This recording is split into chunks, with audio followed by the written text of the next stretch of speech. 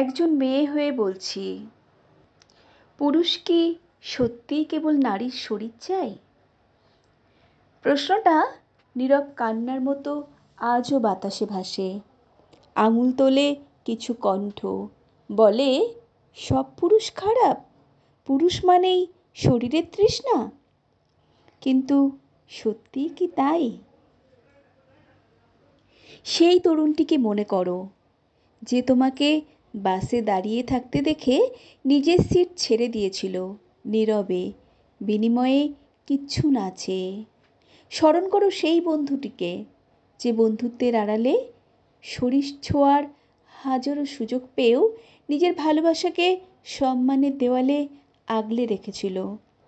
মনে রেখো সেই রাতের অচেনা প্রতীক্ষে, যে তোমাকে একা দেখে ছায়ার মতন নিরাপত্তা দিয়েছিল, কিন্তু কখনো তোমার আস্থার সীমারেখা অতিক্রম করেনি।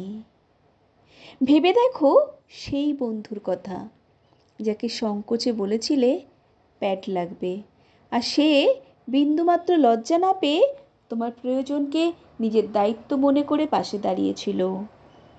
স্মরণ করো সেই মুহূর্তটিও, যখন ভুল করে তোমার অন্তর্বাসের ফিতা চোখে পড়েছিল, আর সে চোখ নামিয়ে নিয়েছিল যেন তার দৃষ্টি তোমার সম্মান নষ্ট না করে। তাদের শরীরের খোঁজ ছিল না, ছিল মনুষ্যত্বের প্রগাঢ় ছায়া।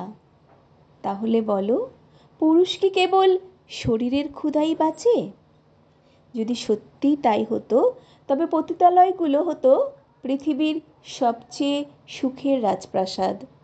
পতিতারা হতো সবচেয়ে ভালোবাসায় ভরা মানুষ।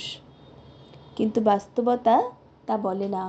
ভালোবাসা শুধু শরীরের আনন্দ নয়, ভালোবাসা হলো হৃদয়ের নীরব অনুরণন।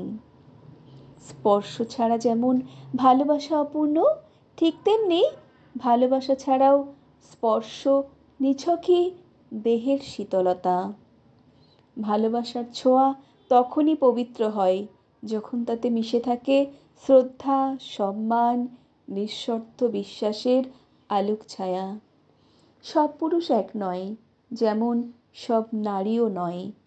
কারো মনুষ্যত্ব তার শরীরের আকাঙ্ক্ষায় মাপা যায় না।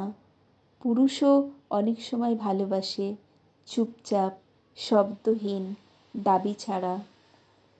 কখনো কখনো তারা কেবল হৃদয়ের পাশেই দাঁড়িয়ে থাকে, নীরব সঙ্গী হয়ে, স্পর্শ ছাড়াই ভালোবাসা দিয়ে। তাই অনুরোধ রইল, সব পুরুষকে এক চোখে দেখো না। সব গল্পের শেষে দুঃখ থাকে না। কখনো কখনো কিছু পুরুষ সত্যিই কেবল তোমার মনের বাড়ির বারান্দায় বসে থাকে, এক ফোঁটা ভালোবাসার ছায়া হয়ে। সংগৃহীত কণ্ঠে আমি সুমিত্রা।